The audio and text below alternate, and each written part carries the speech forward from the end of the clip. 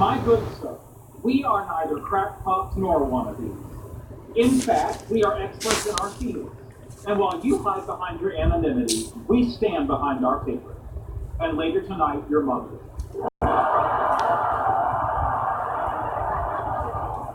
You don't think that's too rough? We're just standing behind her. I thought we were going to say boo and scare her. How could you not tell us you were in beauty pageants? It's embarrassing. It is. It truly is. Well, Amy writes Little House on the Prairie fan fiction about herself and posts it on the internet.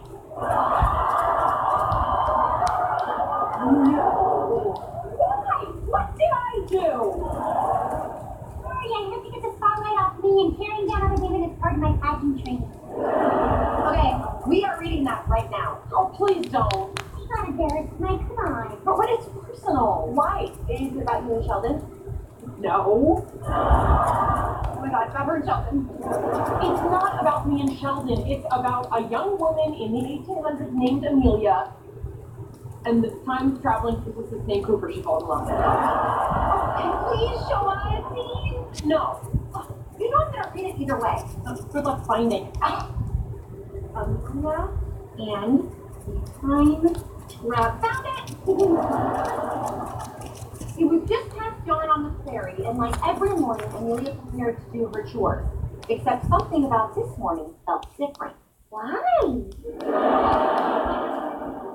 Why do you feel different? Maybe it was the first whisper of winter in the air, or maybe it was the unconscious handsome man with porcelain skin and curious clothing she was about to discover lying in the field. A man who would open her mind to new possibilities and her body to new feelings.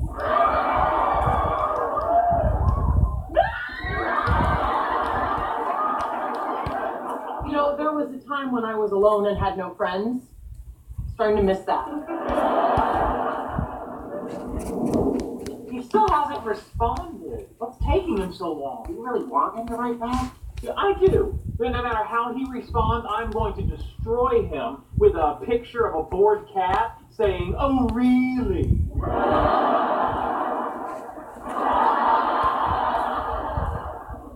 Meanwhile, What are you doing?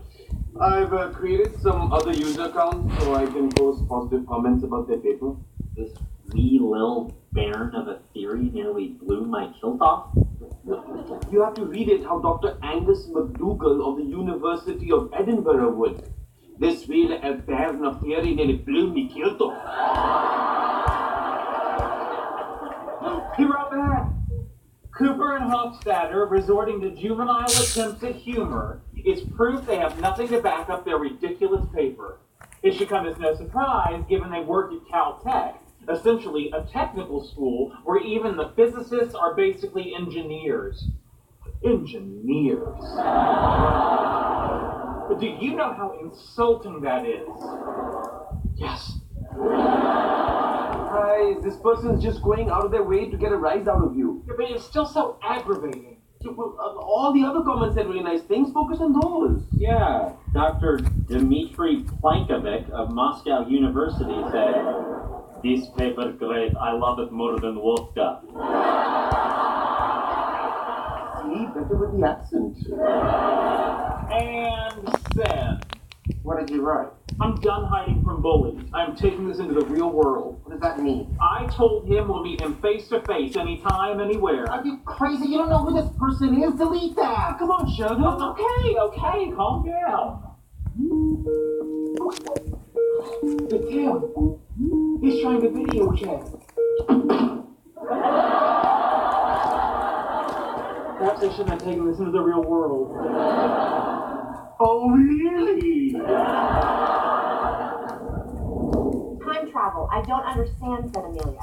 Cooper stared at her. Which word don't you understand, time or travel? Wow, even in your fantasy, Sheldon's kind of exhausting. He's like that in the beginning so she can change him. It's called good writing. And wishful thinking. It stung Amelia when he spoke to her this way. In her little one-room schoolhouse, she was always the smartest student, regularly besting the boys in her class. But this was no boy in front of her. This was a man. Here we go. Cooper told Amelia about all the strange and incredible things the future would hold, like computers and living past 30. He asked her if she had any questions. All she longed to ask was if his heart was beating as fast as hers, but she was too afraid to hear the answer. So instead she asked if in the future Montana ever became a state. Hey, in the 1800s, that was considered flirting. People being mean on the internet. The anonymity makes everyone feel like they can say things they'd never say to your face. Interesting. I can't think of a single thing I wouldn't say to someone's face.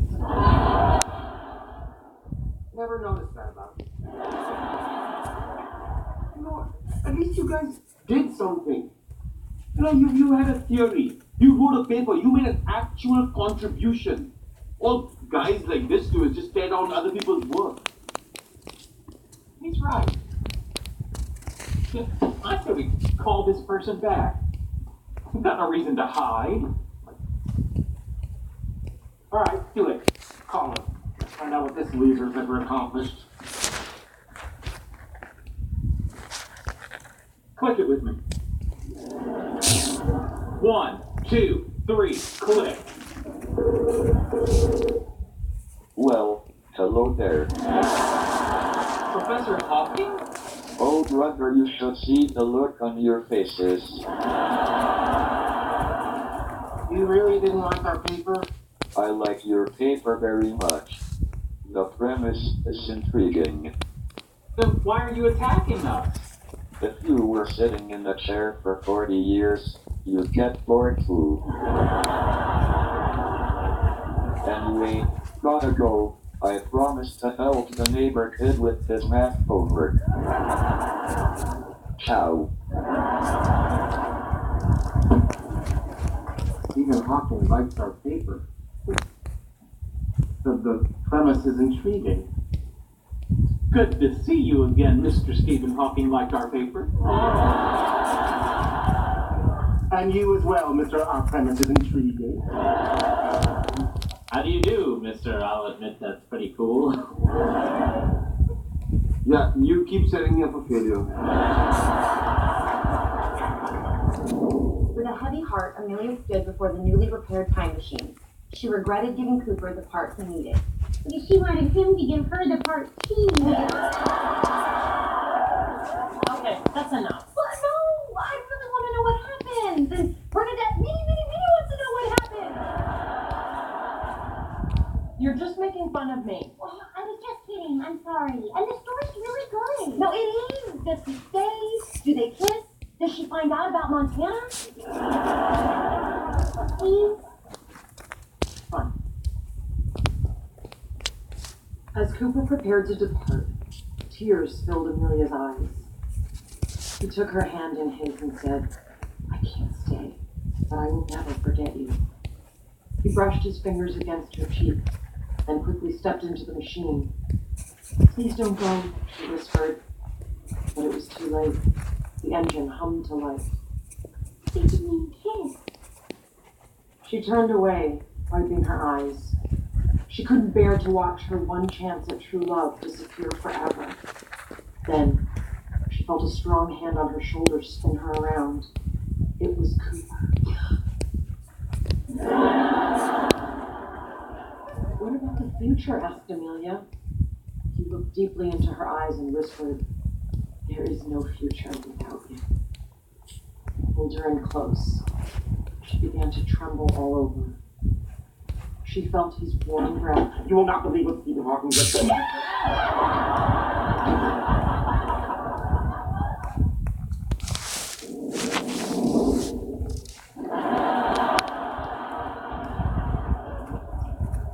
Is the water warm enough? Given the fact that you took the time to build a wood fire, draw the water from the well, and heat it, it would be rude to complain. But since you asked, it's a little nippy. I can fix that.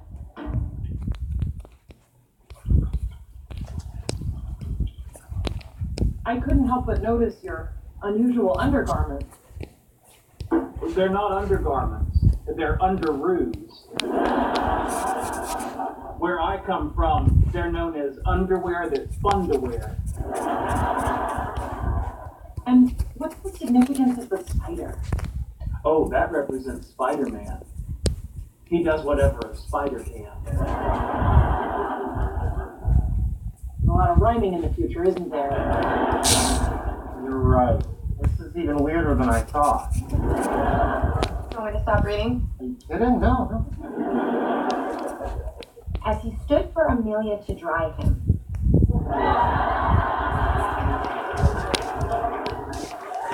So tell me, Cooper, are the ways of physical love different in the future? Yeah, okay, I'm good.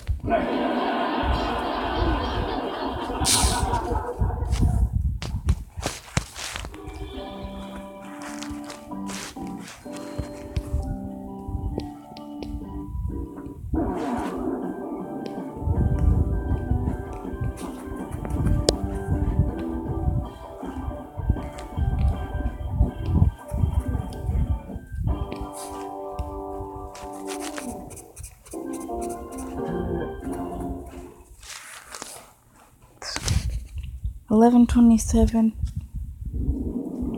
3 minutes to 11:30. Sure. How many Edisons does it take to screw in a light bulb? How many? Who cares? He stole the idea and doesn't deserve his own joke. Is that really true? Of course. That's how you know it's a good joke. It not only entertains, it informs. Hey, sorry to interrupt. Yeah, Barry, how many Edisons does it take to screw in a light bulb? Did you know Edison didn't actually invent the light bulb? What do you want, Barry? Just wanted to drop this off as a little thank you for Amy. What's this for? Your idea really helped me out. My white cone quantization paper's online already. The response has been amazing. Well, that's fascinating. I can't wait to read it. No, me as well. Please email it to Sheldon at bazinga.biz. Why.biz? Because I just gave you the business. And also bazinga.com was taken. Anyway, thanks again. Cooper, suck eggs. Since when do you help out Barry Kripke? Well, I've been thinking about a cellular automata approach to neuronal connectivity, and I thought it might have some interesting applications to string theory. It's not a big deal. Oh, really? When I was doing string theory and hit a dead end, why didn't you try to help me? I did. You said the only math biologists know is if you have 3 frogs and one hops away, that leaves 2 frogs. That's pretty funny. That does sound like me. But that doesn't mean that you should be standing on street corners, handing out your math to whatever guy comes along. Sheldon, we're all scientists. I helped out a fellow colleague. You're being petty. I'm being petty? You know Barry and I have a professional rivalry. You heard him. He told me to suck eggs. If we were friends, he would have suggested I suck something more pleasant. Why are you laughing? Did you learn something?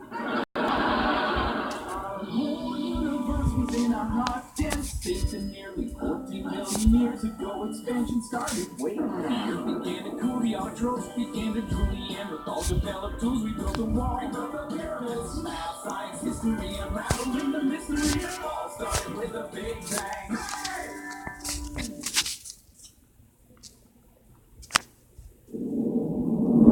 Okay, Mom. Say hi to Aunt Gladys. Yeah, I love you too. Bye. You're not having fun in Florida? She loves it. She finally found a place where everyone talks about how sweaty they are. Anyway, she wants us to go to the house and check in on Stuart because he might be lonely. Just be nice. Well, I'm her son. How come she doesn't send someone to check on me if I'm lonely? Because you have a wife? Yeah, well, sometimes you work late. I know you don't like Stuart being in the house, but the store's about to reopen. I'm sure I'll get back on the feet. That would be great. I'd love for things between me and Mom to get back to normal. Well, normal's a strong word, but sure. Hey, Hello. you okay? If I was okay, I would have said hello, but not a much more ominous hello. What's going on? I'm mad at Amy. Did she leave pit stains in your favorite crop top too? No. She helped Barry Kripke make an advancement in string theory. Oh, that sounds like a good thing. Well, it would be, except that I left string theory because I decided it was a dead end. Yeah, and then she went behind my back to help someone else prove me wrong. My rival, no less.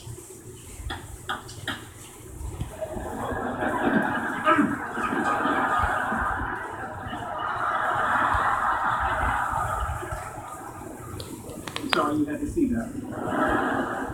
Sorry, I didn't have a camera. Why would she do this to me? Well, I'm sure she didn't upset you on purpose. It's like, aren't you the one who says there's nothing more important than the advancement of science? No, I said there's nothing more important than me advancing science. Alright, well, if I'm understanding this right, and all she did was help out another scientist, I'm thinking you might have to let this one go. Let it go. I have heard that my whole life. Every time something upsets me, somebody says, let it go. You know, it's like it's my fault, and it's not okay to feel the way I feel. I don't know what to tell you. Why don't you talk to her? Is that all you have? Shop-worn tidbits like talk to her and let it go? Gee, Penny, life's giving me lemons. What should I do? Well, you could shove them somewhere. Okay, now you're getting creative. Thanks again for your help. No problem. Pleasure. The place really looks great. Yes, you should have burned it down years ago. I keep telling you, I didn't burn it down. You know, because burning something down for the insurance money is a crime. This place looks amazing. Thanks. You really did a nice job. And thank you for putting up with me staying at your mom's through all this. I couldn't have done it otherwise. I appreciate that, and I'm glad you were able to. Is that my mother's furniture? Yeah, she said I could use it. Doesn't look great. Not as great as it looks in the den where it belongs. Howie? Why don't you just clean out the whole room? Take the string art clown I made her in 3rd grade, the ribbon I got in swim class for putting my face in the water. What is your problem? She said it was okay. Well, I'm her son, and I say it's not okay. Son, looks like you spent 10 minutes on that clown art. Maybe I should come to a fancy art school like you, then I could run a failed comic shop and mooch off some guy's mother. At least you can cool off. Yeah, I think that's a good idea. Take him out of my store. Your store? My mother gave me the money to reopen. I'm not going anywhere. Why don't we go get the food for the party? Thank you. But looks like we're being helpful. Maybe we're just exiting an uncomfortable situation. Kripke. You know, of all the people, Barry Kripke. So, are you holding out like a crazy person to get me to do it for you? No. Oh, give me that.